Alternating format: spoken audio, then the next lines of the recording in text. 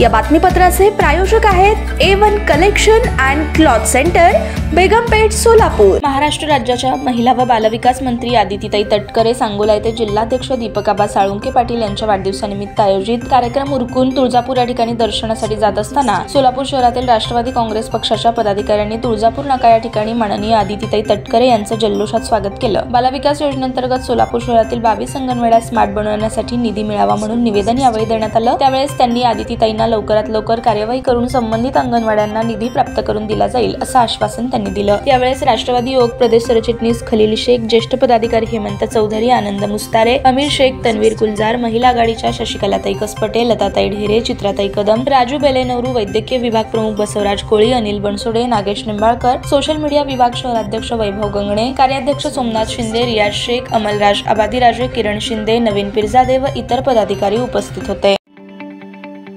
ताज्या बातम्या पाहण्यासाठी प्राईम महाराष्ट्र न्यूज चॅनलला सबस्क्राईब करा।